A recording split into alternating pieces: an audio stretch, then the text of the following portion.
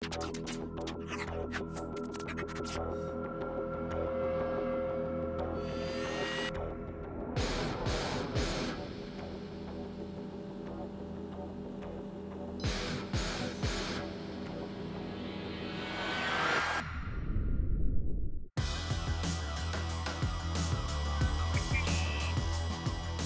you just gotta make them bite.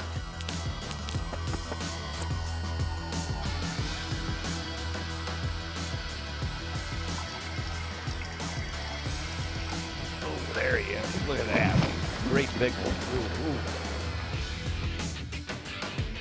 ooh. This spot's gotta have fish. Ah, got him. Good one, boy. Good one.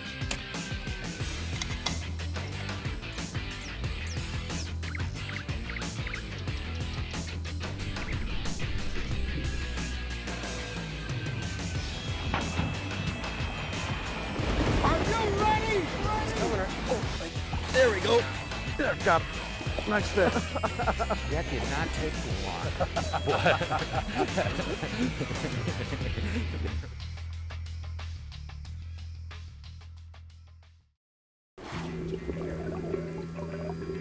The underwater world is filled with edges, physical changes in the underwater environment that focus fish movement and behavior.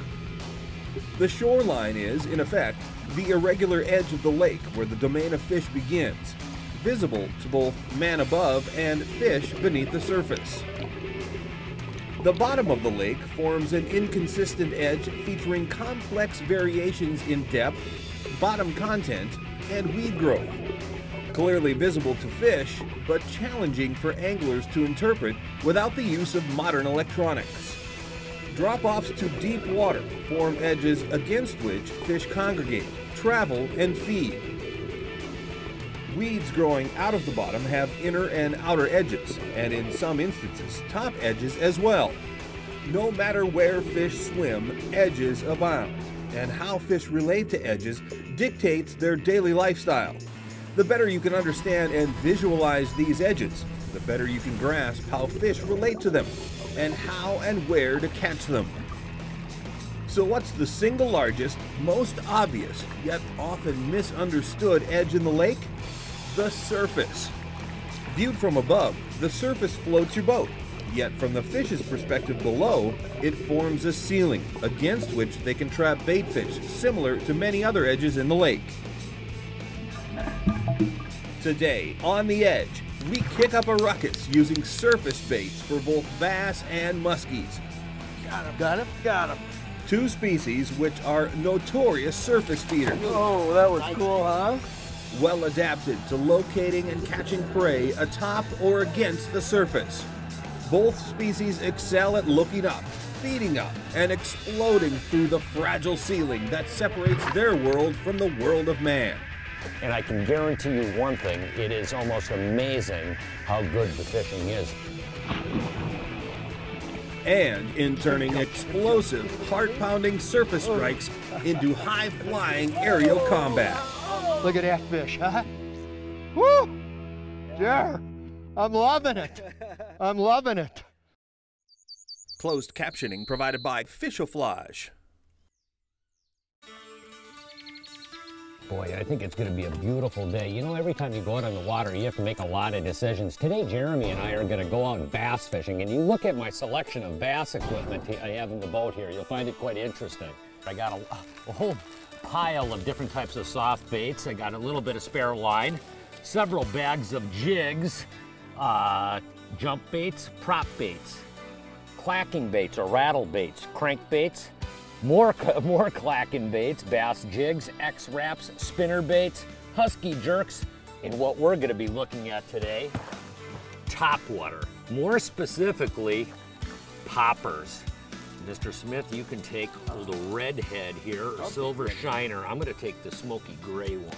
And we have quite the day ahead of us. We've been on a warming trend. There's almost no wind, and that is definitely prime time when these babies are going to shine. So Jim and I are going to put in, this lake is catch and release only. It's got big bass in it, and I can't wait to get out there because bass, I got a feeling, are going to be drilling these beauties. Right up in that stuff. Come on, baby. Oh, nice one. Yeah, big boy. Big boy. Hitting toppers. Did he pound it? Oh, did he pound it, man. Did he pound it? Hit the water, let it sit for a second, and bingo. Love it. And it was a leaper too. Baba. Right there, huh? Look at the size of that beauty. And he came on one of the classic topwater styles of baits, which is a popper. This one happens to be an X-pop, but this is one of those baits. When you get fish that are up, moving around, and they're active, this can be one of the best search tools, one of the best baits for covering water and getting active fish, and the strikes are so much fun. Predatory fish often use edges to feed, and the surface is an expansive feeding edge. Regardless whether you're fishing quickly or slowly, surface lures open a large strike windows that attract bass from afar. Oh, another! Sound is a big part of topwater fishing as well. The distinctive sound of an X-pop mimics the sound of feeding bass, which is a great long-distance attractor. In clear water, bass may travel 10 feet vertically to nail your bait on the surface. Got him. Ooh, big one. Big one. Oh, There you go. Jimmy, that was Ooh. cool, man. Yeah. You I was sort of wanted that. sleeping on that one, which You is were. actually sort of works out really good. That's But it goes the to best way to fish a topwater. topwater. Yeah, it is. One thing about is depending on, a lot of cases you actually see the fish coming up to hit the bait, and you have the tendency often to set the hook too fast, and you're better off to actually wait until you actually feel the impact of the strike. Boy, that's a little tanker, isn't it? That's a fat one. Yeah. Look at that. Boy, a real chunkorama. Boy, I tell you one thing, topwater fishing is fun. Smallmouth and largemouth, we do a lot of it, boy. Topwater is really so highly effective in so many different conditions. Today we're fishing a natural lake that has really high water, and that what it also has is a lot of wood, so there's a lot of isolated stumps as well as a lot of emergent vegetation, and we can cover water pretty quickly, especially when you get on really big expansive flats. Topwater baits like the X-pop work best in clear to moderately stained water, particularly in water temperatures above 60 degrees. They excel over weed beds, rock flats, and around isolated wood cover, and for bass suspended within 10 feet of the surface. All topwater share one unique attribute. You can fish extraordinarily fast, even with a slow retrieve. This means you can really move quickly with your trolling motor to cover large areas, fan casting and popping the bait to attract fish, then intermittently dead sticking it for a few seconds to tempt bites. It's amazing on how much water you can cover. Wow, that is fun. That sound they make when they crush it. It sounds just like I know it. it sounds like the noise you're making with the bait. Yeah, I know it. That's just definitely one of those things that they really get attracted to that sound. Boy, it's a nice fish, and did he hit it? Look at the cover that we're fishing around right now, too. It is definitely heavy cover, and one of the things that a topwater bait does, like this popper, it's so loud, it increases the strike zone that the fish has. If you're fishing a jig or a Texas rig and this kind of stuff, the strike zone might only be, I don't know, 5-6 inches or something like that, depending on the cover and the water clarity. With this, the sound, it opens the strike zone up so much, and they come out and crush it. Talk about a good time, man. It's a nice fish. Love it, love it. Just boom, boom, and let it sit. You let it sit, and those fish get curious. They start making their way out and slurp it. Love it, love it, love it. There's a number of different ways to retrieve poppers dependent on the cover and the attitude of the bass you're fishing. If the fish are really actively hunting, a quick, non-stop popping retrieve can be the ticket. The second is a moderate speed pop and retrieve broken by short pauses. And third, if the fish are inactive or you're attempting to call up fish out of deep water, a deep-based pop followed with a long pause. Using the right equipment is essential to maximize lure sound and action while enhancing both casting distance and hook sets. Oh, nice. Today we're fishing with a 7-foot medium action angling edge technique series rod and a fast 7.3 gear ratio quantum smoke reel spooled with 17-pound test Suffolk Siege line. Heavier, low-stretch monofilament line generates distinctive pops in great hook sets, and this is critical for most topwater fishing situations.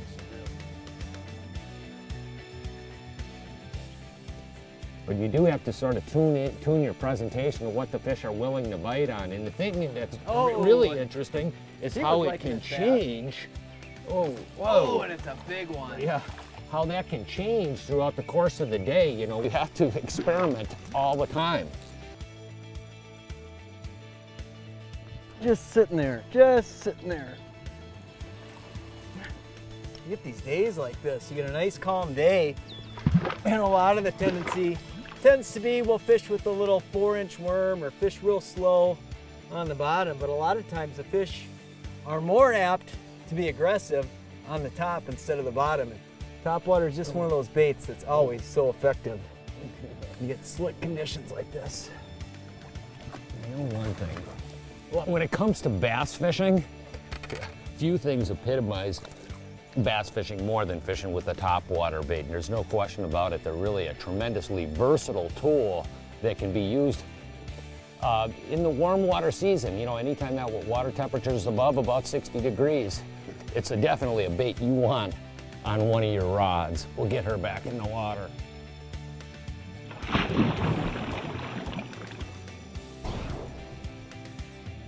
Hey, for more detailed information or to purchase any products you've seen on this show, go to lindermedia.com.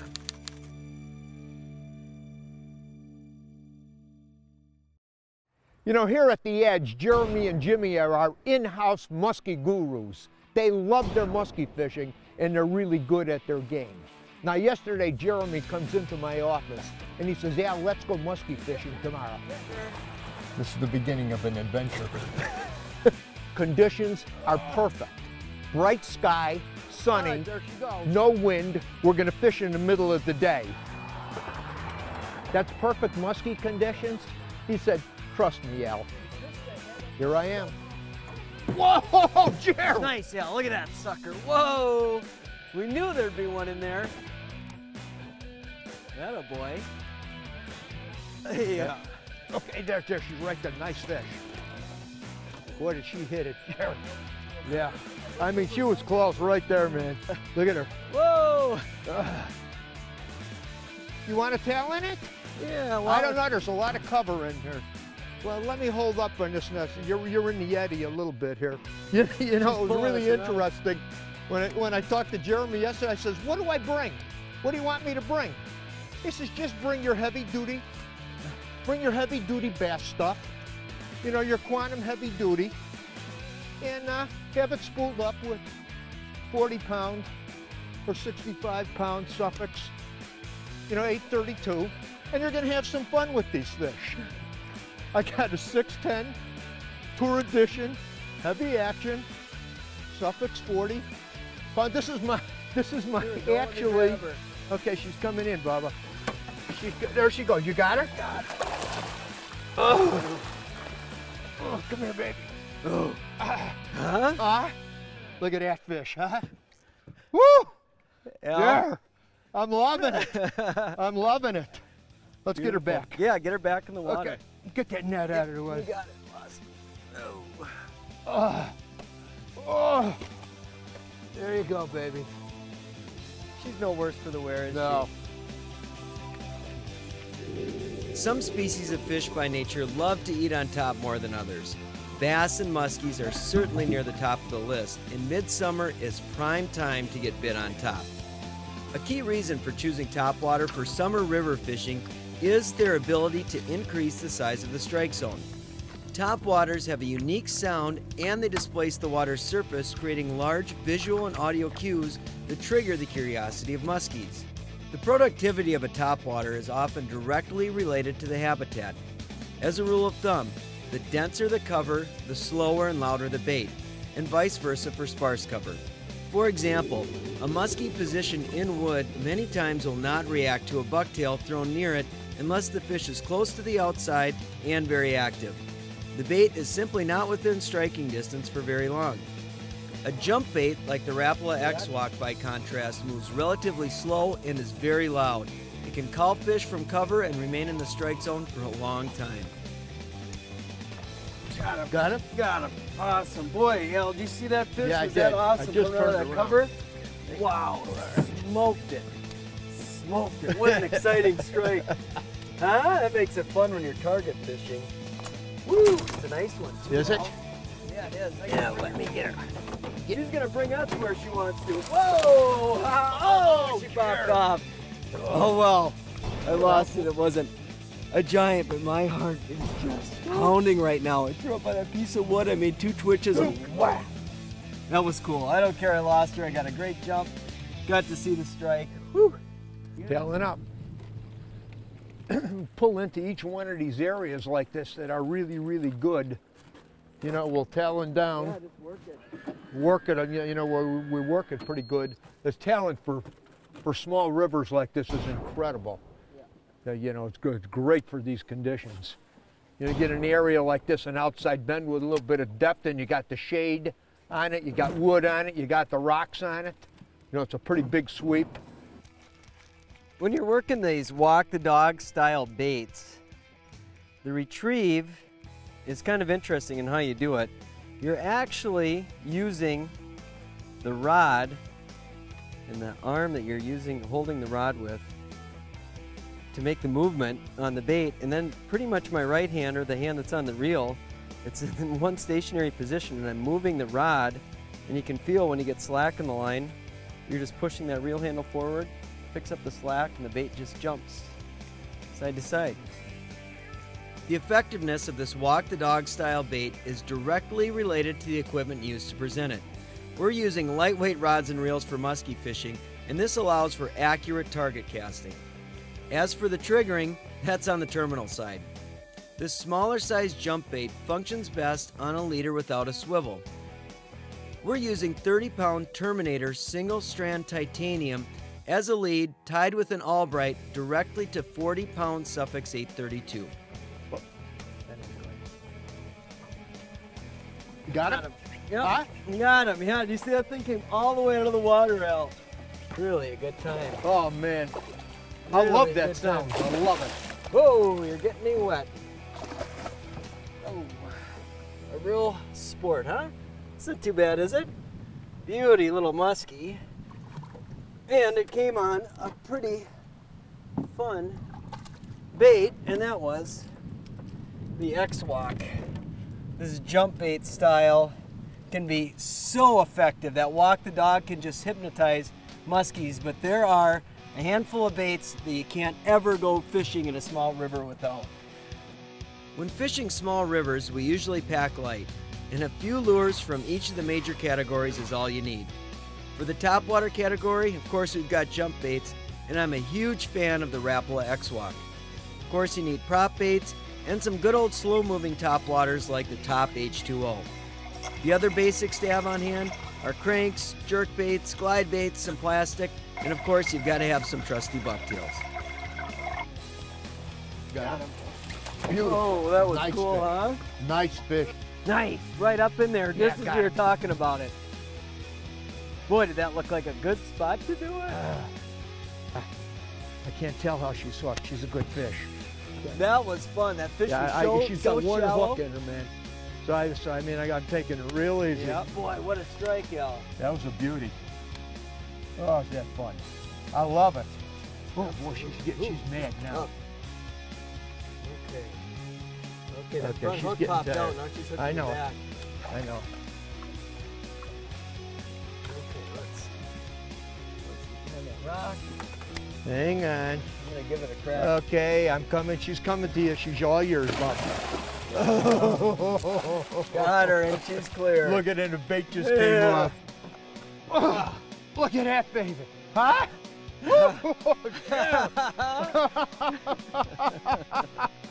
Oh man, what a day! What a day! Muskie fishing is an efficiency game, and you need to put the percentages in your favor to locate and catch them. Discover how to track down and make them bite in Muskie Logic, part of our Angling Edge instructional DVD collection, available at anglingedge.com.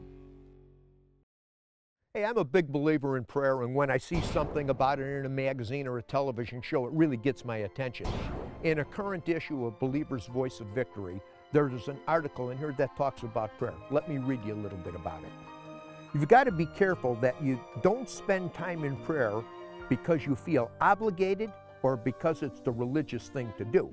Prayer can become meaningless and have no power if you do it just to do it. If the church is known for prayer, it should also be known for results. It's one thing to just pray all the time, but it's another thing when you see results from your prayers. We must believe prayer enables us to do something about whatever we're going through. We must believe we have the authority to pray. We must believe prayer can change things and that we can't change any of these things in our own strength. We can't depend on ourselves, the eloquent words we use when we pray, or how smart we are. We have to depend on God showing up and working through us to make things happen. If you don't understand that God is behind it all, you're not going to be successful in your prayer life. I might add something to that. I've learned over the years when I pray to be specific in my prayer. Why? Because I know if I get results or not. Hey, from all of us here at The Edge, you have a good, safe fishing season. We'll see you in the water.